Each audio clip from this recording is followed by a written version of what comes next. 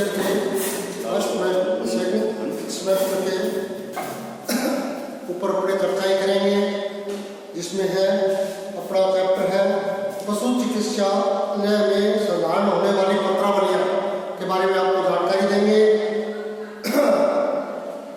पशु चिकित्सालय में साधारण होने वाली पंजिकाएं, पहले पंजिकाएं के बारे में बताएंगे। जैसे मान लो पंजिकाओं में आउटडोर रजिस्टर, इंडोर पंजिका, उपस्थिति पंजिका,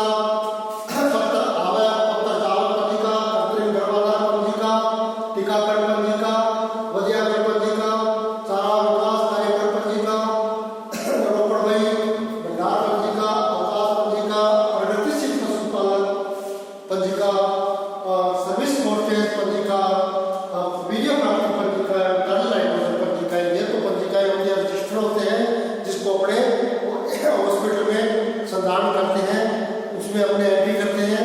इसके अलावा कुछ फाइलें, पत्रावलियां इस संस्था में होती है। संस्थापक,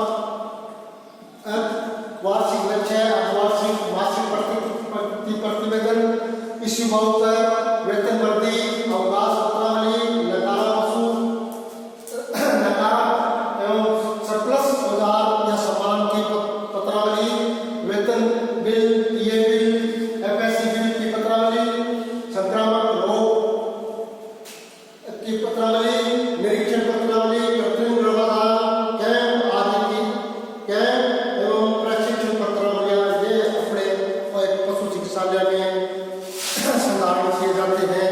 अब आपको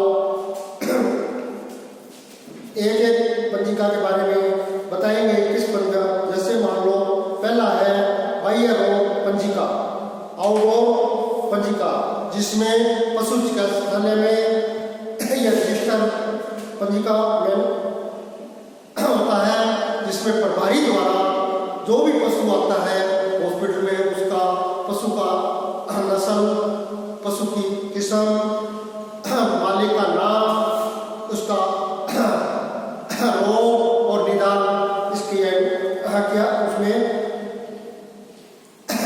एंट्री की जाती है। यह है पशु प्रथम श्रेणी पशु चिकित्सालय में एसवीओ, प्रथम श्रेणी पशु चिकित्सालय में एसवीओ, पशु चिकित्सालय में वीओ और पशु औषधालय में वीए और उपकेंद्र में एलएसए द्वारा ये पंजिका भरी जाती है। इसका परफॉर्म रजिस्टर का ये नीचे इसमें दिया गया है।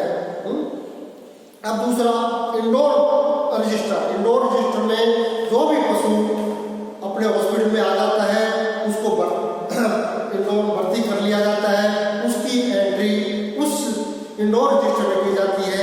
रोज प्रतिदिन उसकी रोग का निदान किया जाता है, उसका पूरा विवरण उसमें होता है। उपस्थिति पंजिका, इसके अलावा तीसरा नंबर पर उपस्थिति पंजिका होती है। जब भी कोई कर्मचारी अपने हॉस्पिटल में जो भी पदस्थापित होते हैं, वो जिस संस्था में वो आते ही सबसे पहले उपस्थिति पंजिका में अपने हस्ताक्षर करता है, फिर अपने निश्चित स्थान पर बैठ जाता है। पत्र, इसके अलावा पत्र आवेदन पंजिका। पत्र आवेदन पंजिका में यह होता है कि जो भी पत्र बाहर से किसी अपने कार्यालय से या अन्य स्थान से भी आते हैं, उसकी एंट्री अपने उसमें आवक रजिस्टर में की जाती है। उसकी दिनांक, प्राप्ति की दिनांक, प्राप्ति के क्रमांक, आने वाले दिन का दिनांक, कहाँ से आया और संक्षिप्त ब्यौरा आदि उसमें लिखा जाता है। यही होता है आवक। और एक पत्रिका होती है जावक। इसी तरह से जो भी संस्था द्वारा अपने कोई पत्रों का पत्र व्यवहार किया जाता है, कहीं भी भेजा जाता है, उसको अपने पत्र उस रजिस्टर में एंट्री करते हैं, उसका डिस्पैच नंबर लगाते हैं और पत्र भेजते हैं। उसमें क्रमांक लिखते हैं, जहाँ भेजा जाता है उस अधिकारी का नाम, विषय और फाइल संख्या और नाम लिखा जाता है। एक कृत्रिम गर्भाधान पंजिका, ये भी अपने वह पंजिका है जिसमें पशु चिकित्सा चिकित्सा संस्था में 8 किलोमीटर की परिधि में विभिन्न पशुओं गाय भैंस भेड़ बकरी आदि में किए गए कृत्रिम गर्भाधान का संपूर्ण ब्यौरा निर्धारित प्रपत्र में दर्ज किया जाता है। पंजिका में पशु मालिक का नाम, पशु की किस्म, कब ताप में आया, प्रथम बार, द्वितीय बार, तृतीय बार, किस प्रकार का वीर्य लगाया, उसमें सांड की नस्ल, सांड का नंबर आदि का वर्णन, पशु 3 माह के बाद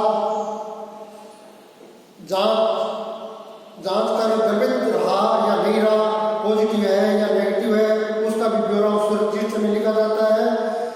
गर्भाधान के बाद पैदा हुआ नर मादा बच्चा कब हुआ आदि का संपूर्ण वर्णन इस पंजिका में लिखा जाता है। कृत्रिम गर्भाधान कार्य हेतु पशु मालिक से राज्य सरकार द्वारा निर्धारित फीस ली जाती है, जो वर्तमान में 30 रुपये प्रति पशु प्रति गर्भाधान रखी गई है, जो उस पंजिका में अपने उसका एंट्री करते हैं। मासिक प्रतिवेदन, अर्धवार्षिक प्रतिवेदन भरने में काम आती है। इसी पर राज्य सरकार की प्रजनन नीति भी आधारित होती है। इसके बाद होता है टीकाकरण पंजिका। 8 किलोमीटर की परिधि में अपने जो हॉस्पिटल की 8 किलोमीटर परिधि होती है, उसमें जो भी टीकाकरण का सीजन में किया जाता है उसकी रजिस्टर में एंट्री की जाती है।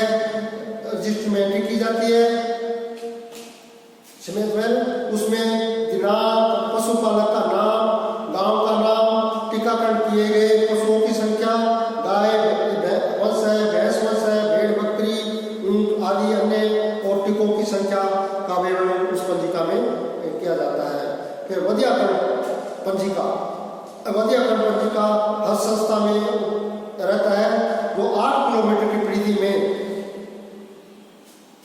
आवारा नर पशु या जो प्रजनन काम नहीं आते हैं या ऐसे पशुओं को नस्ल सुधार कार्य में के अंतर्गत वधियाकरण करके उनका इंद्राज इस पंजिका में किया जाता है।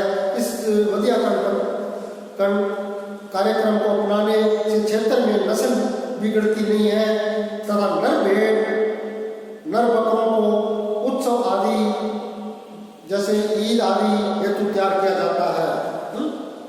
एक पंजिका होती है चारा विकास पंजिका।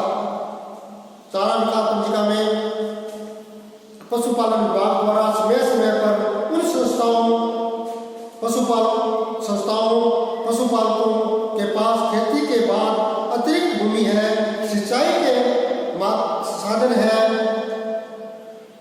मुख्य रूप से प्रगतिशील पशुपालक है, उनको निःशुल्क पशुओं हेतु चारा का उत्पादन करने के लिए हरे चारे का बीज विभाग द्वारा निःशुल्क दिया जाता है। उसका लेखा जोखा में उत्पादन रखे जाने वाली पंजिका को चारा विकास पंजिका कहते हैं। उस रजिस्टर में उसकी एंट्री होती है, किसको अपने चारा दिया गया, चारा का बीज दिया गया है निःशुल्क, कब दिया गया है, कब उसने बोया है, कितना उसका चारे का प्रोडक्शन हुआ है, उसका लेखा जोखा उसमें रखा जाता है। रोकड़ भाई, इसका बाद में रोकड़ भाई पशु चिकित्सा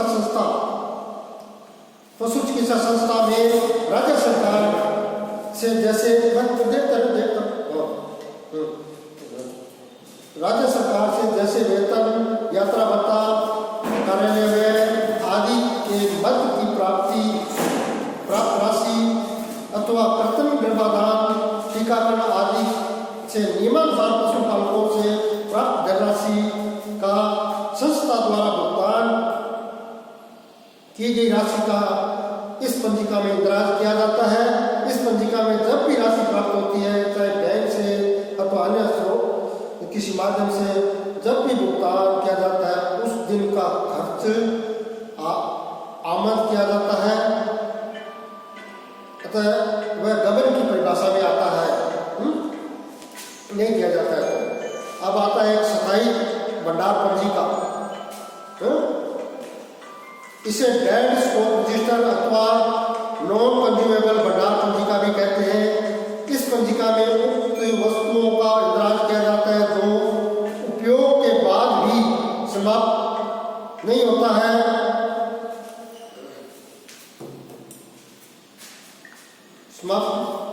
उपयोग के बाद भी समाप्त नहीं होता है, अथवा अर्थात संख्या में संस्था में के रिकॉर्ड में विद्यमान रहती है, चाहे वह उपयोगी अवस्था में हो, चाहे वह अनुपयोगी अवस्था में हो अथवा मरम्मत की अवस्था में हो, उसका इंद्राज उस भंडार पंजिका में किया जाता है। वह वस्तुएं सुरक्षित रहती है। यदि उपयोग में लेते लेते खराब भी हो गई है तो उसकी मरम्मत करवा लें, और यदि मरम्मत योग्य नहीं है तो विभागीय निर्माण द्वारा गठित कमेटी द्वारा नीलाम करवा दिया जाता है। नीलामी के बाद उसकी मात्रा इस भंडार पंजिका में कर दी जाती है। अब इस पंजिका में चिकित्सालय में मुख्य रूप से निम्न वस्तुओं का इंद्राज होता है जो स्थायी भंडार पंजिका का होता है। उसमें टेबल, कुर्सी, अलमारी, पर्दे, फ्रिज, कंप्यूटर, शल्य चिकित्सा एवं चिकित्सा संबंधी औजार, एलेंटुजार, एआई गन, गम बूट, पंखे, ट्रेविस, ट्रे, इरिगेटर, स्टूल, लकड़ी, कील, वध्याकरण यंत्र, बैग, बाल्टी आदि। इस पंजिका में प्रत्येक वस्तु उपकरण का इंद्राज अलग अलग पेज पर होगा, चाहे ये वस्तुएं उच्च अधिकारी द्वारा एक समय में ही एक ही बाउचर से दी गई हो। अलग अलग पेज पर उसकी एंट्री होती है, एक नंबर पर एक, दूसरे नंबर पर 2, तीसरे नंबर पर 3, इस तरह से अलग अलग स्थायी रजिस्टर में एंट्री होती है। अस्थायी, इसके बाद में होता है अस्थायी भंडार पंजिका। इसे कंज्यूमेबल भंडार पंजिका भी कहते हैं। चिकित्सा कर्मचारी कभी कभी इसे औषधि रजिस्टर भी कहते हैं। इस पंजिका में उन वस्तुओं का इंद्राज किया जाता है जो वस्तुएं चिकित्सा के दौरान खर्च हो जाती है, जैसे औषधियाँ, रुई, पट्टी, एआई फीस, डिस्पोजेबल सिरंज, धागे, साबुन आदि इनका इंद्राज किया जाता है। और जब भी अपने काम में लेते हैं तो उनको इश्यू कर देते हैं और वो कंज्यूम हो जाता है। अब आता है स्टेशनरी भंडार पंजिका। इसे केवल स्टेशनरी पंजिका भी कहते हैं। इस पंजिका में मुख्य रूप से उन वस्तुओं का इंद्राज किया जाता है जो स्टेशनरी की दुकान से खरीदी जाती है, जैसे कागज है, लिफाफे हैं, कार्बन है, पेपर है, पेंसिल है, पेन है, आलपिन है, पेपरवेट है, कलमदान है आदि। ये इसमें भंडार में पंजिका में फार्म तारीख लिखते हैं, किस तारीख को आपने खरीदा है, खरीद फार्म का नाम, में बाउचर क्रमांक, प्राप्ति की गई मात्रा, जारी की गई मात्रा, शेष, क्रय मूल्य, ये आदि उसमें एंट्री की जाती है। एक होती है अवकाश पंजिका। अवकाश पंजिका में अपने हॉस्पिटल में अवकाश पंजिका रखते हैं। यह एक वह पंजिका है जिसमें प्रत्येक कर्मचारी का प्रत्येक वर्ष का अलग अलग पेज पर आकस्मिक अवकाश का लेखानुसार रखा जाता है। एक कैलेंडर वर्ष जनवरी से दिसंबर में प्रत्येक कर्मचारी अधिकारी को 15 दिन का आकस्मिक अवकाश होता है, जो उस पंजिका में एंट्री होती है। जो 15 में से मान लो एक महीने में 4 खर्च हो गए तो उसमें शेष कितनी बची है उसका उसमें विवरण पंजिका में लिखा रहता है। ये होता है। अब अवकाश लेना कर्मचारी का अधिकार है, अधिकार नहीं है।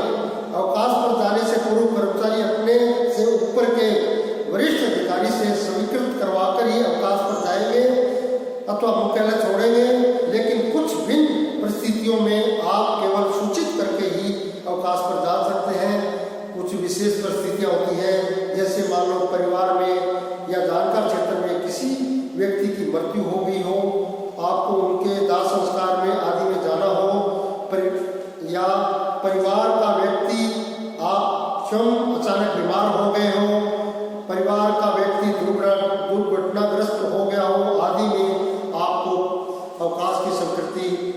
पहले नहीं ली जाती है, अचानक हो गया तो आपको सिर्फ सूचना टेलीफोन द्वारा या किसी माध्यम के द्वारा उसको सूचित कर दिया जाता है। ये होता है।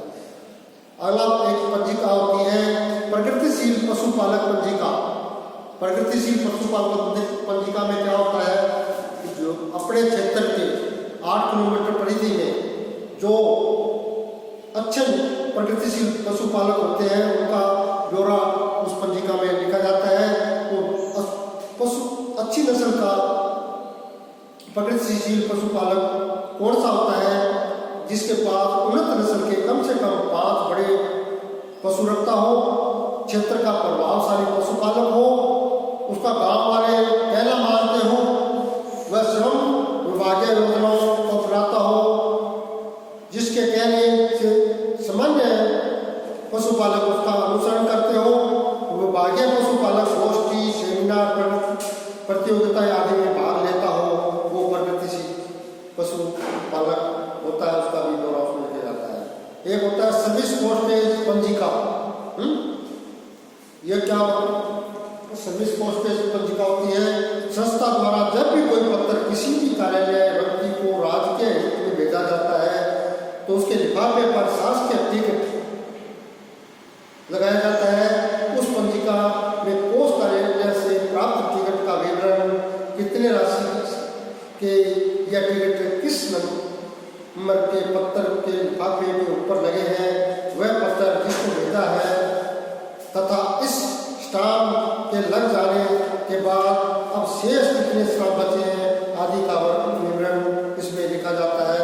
यदि निरीक्षण के दौरान यह स्टाम्प कम पाए जाते हैं तो जितनी राशि कम पाए गए हैं उनका गबन मानते हुए यह राशि संबंधित कर्मचारी से वसूल की जाएगी, क्योंकि इसे नगद माना जाता है। इन टिकटों को कर्मचारी यदि व्यक्तिगत घरेलू उपयोग के पत्र के लिफाफे पर लगाकर भेजेगा तो वह लिफाफा बेरंग माना जाएगा, ये नहीं भेज सकते आप। अब आता है सीमन रिसीव्ड रजिस्टर। अपन विभाग द्वारा जो अपने को सीमन प्राप्त होता है उसका अपने इस रजिस्टर में संपूर्ण ब्यौरा पंजिका में लिखा जाता है।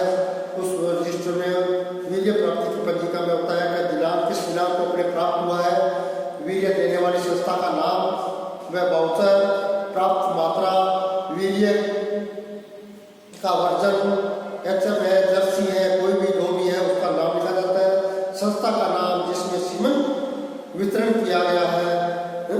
अब फिर आगे फिर क्या होता है? ये तो प्राप्ति होती है।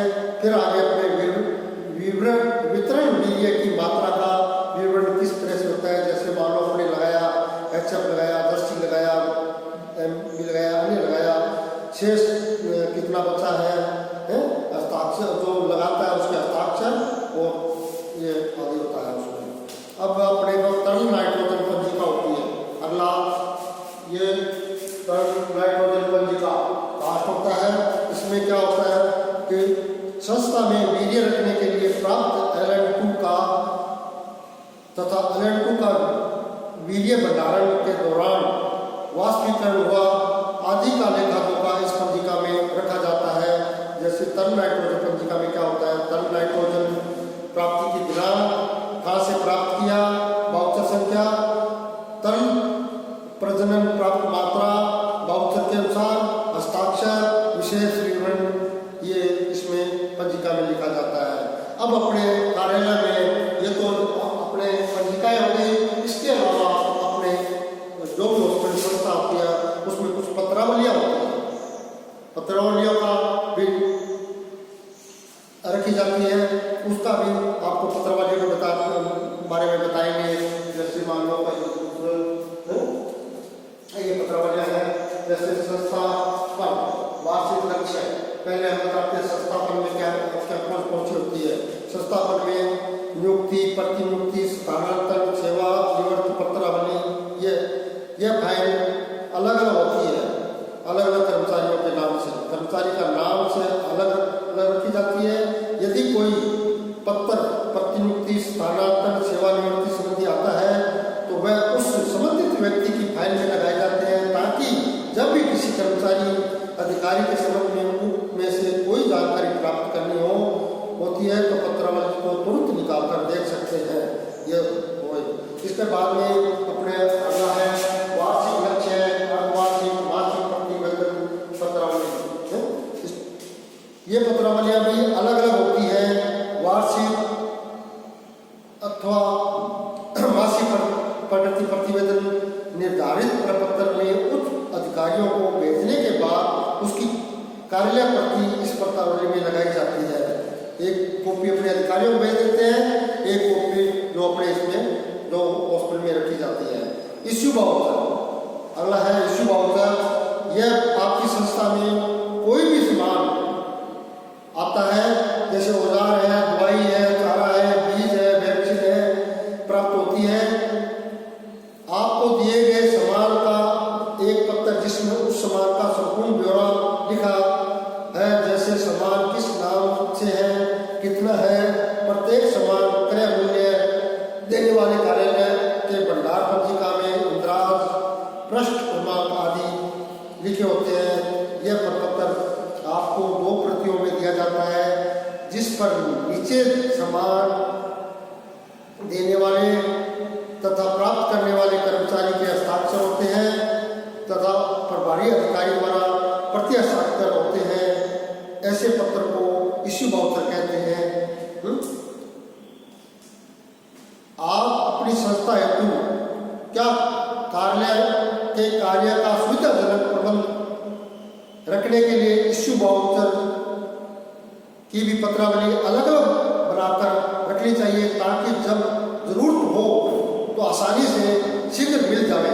जैसे मान लो आपका है औजार के लिए है, औजार की इश्यू बाउचर पत्रावली, औषधि के लिए औषधि इश्यू बाउचर पत्रावली, चारा बीज की पत्रावली, वैक्सीन के लिए वैक्सीन पत्रावली आदि अलग अलग होती है। इसके आगे वेतन वृद्धि प्रमाण पत्र पत्रावली 4 नंबर पर दिया गया है। प्रत्येक कर्मचारी अधिकारी का निरंतर सेवा उपरांत 1 वर्ष हो जाने पर उसकी तनख्वाह वेतन में केंद्र के अनुसार वृद्धि होती है। इसके लिए वेतन वृद्धि फार्म प्रत्येक अधिकारी कर्मचारी को अलग अलग समय पर भरकर स्वीकृति हेतु अपने नियंत्रण अधिकारी को 3 प्रतियों में भेजा जाता है। नियंत्रण अधिकारी उसे स्वीकृत कर 2 प्रतियां आपको वापस भेज देता है, जिसमें से 1 प्रति बिल के साथ चली जाती है, 1 प्रति आप उस पत्रावली में लगा दी जाती है। ये अपना ब्यौरा अपने हॉस्पिटल में या संस्था में रखा जाता है। दूसरा, अवकाश की पत्रावली, जैसे आपको पीछे बताया था। अवकाश मुख्य रूप से कई प्रकार के होते हैं। उपार्जित अवकाश, आकस्मिक अवकाश, अवैतनिक अवकाश आदि। प्रत्येक कर्मचारी अपने सेवा काल में उक्त अवकाशों का उपयोग करता है, अतः इनकी स्वीकृति के लिए आवेदन करता है। अवकाश स्वीकृति बाद पत्र प्राप्ति को अवकाश पत्रावली में लगा दिया जाता है। अब अगला है नकारा सरप्लस औजार सामान की पत्रावली। इसमें क्या होता है कि जो भी अपने पशु सामान जो होता है खराब हो गया, नकारा टूट गया, जो काम में नहीं आ रहा है, उसका एक सामान उसको नीलाम किया जाता है बाद में। उसका ब्यौरा अपने पंजिका में पत्रावली में एक रखा जाता है।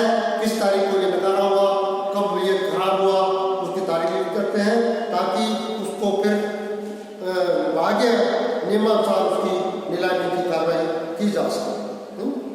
अगला होता है वेतन बिल। जैसे मान लो अपने हॉस्पिटलों में, संस्था में, किसी में टीए बिल, वेतन बिल बनाते हैं, टीए बिल बनाते हैं, एफसी बिल बनाते हैं, उसकी पत्रावली एक होती है।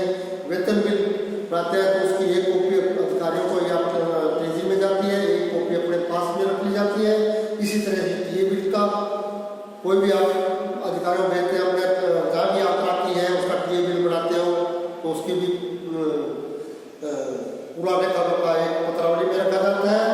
एफसी बिल जो भी आपने संस्था में खर्च किया गया, आपके द्वारा कोई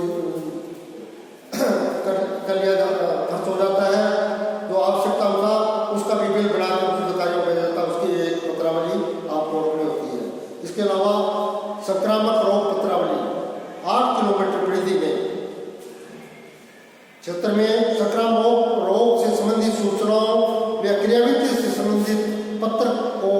रखा जाता है। इसमें ये संक्रामक रोग पत्रावली होगी। इसके बाद में आपने है निरीक्षण पत्रावली। आपने समय समय पर आपका संस्था में आकस्मिक निरीक्षण, वार्षिक निरीक्षण अधिकारियों द्वारा किए जाते हैं। उसकी पालना समय आपको भेजनी होती है। पालना भेजने के साथ ही एक कॉपी अपने संस्था में उस पत्रावली में रखी जाती है। निरीक्षण रिपोर्ट, पालना रिपोर्ट, उच्च अधिकारियों की टिप्पणी से वापस आई रिपोर्ट आदि इस निरीक्षण पत्रावली में लगा कर रखा जाता है, ताकि जब भी जरूरत पड़े तो देखी जा सकती है। इसके बाद में कृत्रिम गर्भाधान पत्रावली, जो मान लो आपके पास कृत्रिम गर्भाधान से संबंधित लक्ष्य प्राप्ति, इससे संबंधित कोई भी पत्र आते हैं वो इस फाइल में लगाए जाते हैं। और इसके बाद में आता है कैंप आदि की पत्रावली। संस्था की देखरेख में पशुपालन विभाग द्वारा निम्न प्रकार के कैंपों का आयोजन विभाग के निर्देशानुसार किया जाता है। जैसे मान लो पशु शल्य चिकित्सा शिविर, बाल पशु निवारण शिविर, बछड़ा बछड़ी प्रतियोगिता शिविर, दुग्ध प्रतियोगिता शिविर, पशुपालन प्रशिक्षण शिविर, इससे संबंधित पत्रों को या प्रगति को इस पत्रावली में लगाया जाता है। अंत में एक पत्रावली होती है प्रशिक्षण पत्रावली। पशु चिकित्सा संस्था में कार्यरत अधिकारी कर्मचारियों की सेवा काल के दौरान विभिन्न प्रकार के प्रशिक्षण प्राप्त करने हेतु दूसरी प्रशिक्षण संस्थाओं में समय पर भेजा जाता है। इस पत्रावली में उन आदेशों की प्रति कर्मचारियों को प्रशिक्षण हेतु दिए जाने के आदेश की कार्यान्वयन आदेश की एक प्रति इस पत्रावली में लगाई जाती है। ये आपका आज का एक पशु चिकित्सा में सुधार होने वाली पत्रावलियों के बारे में हो गया। इसके अगला चैप्टर है, इसके बाद अगला चैप्टर है पशु चिकित्सा एवं पशु सुधार संस्था में साधारण कार्यों की जानकारी। अब अपने पशु चिकित्सालय है, कौन से सेवाएं होती है, और पशुओं की चिकित्सा सेवाएं, पशुओं के उन्नत नस्ल के प्रजनन सेवन द्वारा या पशुओं के संक्रामक रोगों के लिए मुक्ति के लिए टीकाकरण, नकारा पशुओं का वध्याकरण, संतुलित आहार की जानकारी। ये जैसे मान लो अपने होता है पशु होती है सेवाएं, इसके बारे में बताएंगे। जैसे पशु चिकित्सा सेवाएं होती है बहुउद्देशीय पशु चिकित्सालय में, प्रथम श्रेणी पशु चिकित्सालय में, पशु चिकित्सालय में, पशु औषधालय में, पशु उपकेंद्र पर, और एक दूसरा पॉइंट होता है चल पशु चिकित्सा इकाई सेवाएं। ये इसके बारे में बताएंगे आपको। जैसे मान लो बहुउद्देशीय पशु चिकित्सालय में उपचार किया जाता है, औषधि का शल्य चिकित्सा की जाती है, पशु संबंधी या पशु प्रथम से विशेष सेवाएं, अन्य स्वास्थ्य प्रमाण पत्र, पोस्टमार्टम, नकारा पशुओं का वध्याकरण, पशु पीडी, प्रचार प्रसार, प्रशिक्षण, बाल निवारण, कृत्रिम गर्भाधान, ये निःशुल्क होते हैं सारे। लेकिन कृत्रिम गर्भाधान की अपने फीस निर्धारित की गई है गवर्नमेंट द्वारा, 30 रुपये प्रति पशु लिया जाता है प्रत्येक नागरिक से। इसके अलावा टीकाकरण का कार्यक्रम होता है पॉलीक्लिनिक में। जैसे मान लो गलघोटू है, लगड़ा बुखार है, खुरपका है, FMD है, एंटी रेबीज है, ये सारे निःशुल्क होते हैं प्रत्येक नागरिक के द्वारा। इसी तरह प्रथम श्रेणी पशु चिकित्सालय में वरिष्ठ पशु चिकित्सा अधिकारी की नियुक्ति पोस्ट होती है। वही कार्य जो अपने कार्य किए जाते हैं, शल्य चिकित्सा है, पशु औषधि वितरण है, पशु उपचार है, पशु स्वास्थ्य प्रमाण पत्र है, पोस्टमार्टम है, वध्याकरण है, पीडी है, बांझ निवारण शिविर है, कृत्रिम गर्भाधान है, टीकाकरण का कार्य किया जाता है। इसी तरह से पशु चिकित्सालय में उपरोक्त सभी सुविधाएं उपरोक्त अनुसार प्रत्येक नागरिक से की ये सेवाएं दी जाती है। इसी तरह से पशु औषधालय में पशु चिकित्सा सहायक बीए की पोस्ट प्रभारी होता है। उसमें उसके कार्य होते हैं पशु प्रारंभिक उपचार, औषधि वितरण, नकारा पशुओं का वधियाकरण, गर्भ परीक्षण, प्रचार प्रसार, एआई का काम होता है। एआई प्रत्येक नागरिक से 30 रुपये प्रति वसूल किया जाता है। इसी तरह से आगे होता है पशु चिकित्सा संस्था है। इस संस्थान प्रभारी होता है, सक्षम अधिकारी होता है। वो सारी सुविधाएं, वो टीकाकरण है, इलाज है, सारे कार्य उपरोक्त कार्य किए जाते हैं। इसके बाद में आता है उपकेंद्र में भी एलएसी की पोस्ट उसका प्रभारी होता है पशुधन सहायक। उसके कार्य होते हैं टीकाकरण का कार्य है, लंगड़ा टीकाकरण में गलघोटू है, बीटू है, एफएमडी है। उपरोक्त सभी सुविधाएं निःशुल्क होती हैं। अब इसके बाद में अंत में दूसरा और इसमें सेवाएं करती है चल पशु चिकित्सा सेवाएं। ये अंत में ये होता है भ्रमणशील पशु बांझ निवारण इकाई। ये है कौन से जिले में है? ये है जयपुर, अजमेर, जोधपुर, कोटा, उदयपुर, बीकानेर। यहाँ है इसमें वरिष्ठ पशु चिकित्सा अधिकारी इसका प्रभारी होता है। इनके कार्य होते हैं बांझ निवारण शिविरों का आयोजन करना, प्रथम श्रेणी पशु चिकित्सालय में मिलने वाली समस्त सुविधाएं उनको प्राप्त दी जाती है। निःशुल्क प्रथम श्रेणी पशु चिकित्सा में देय शुल्क अनुसार होता है प्रत्येक नागरिक को। रेफरल रूट होता है दूसरा इसको बनाया जाता है। जो वरिष्ठ पशु चिकित्सा अधिकारी होता है वो समस्त रेफरल पशु चिकित्सा या पशु क्रिया या प्रजनन व्याधियों हेतु पशुओं का उपचार किया जाता है तो निःशुल्क होता है। ये आज के सेशन में 2 चैप्टर का कंप्लीट हो गया है। पशु पालक प्रसाद में अब आपका एक वैक्सीनेशन का चैप्टर रह गया, वो अगले सेशन में बताएंगे। और आपको ये जो आज तक जो कराया गया है इसके बारे में आपको ये प्रैक्टिकल पंजिका है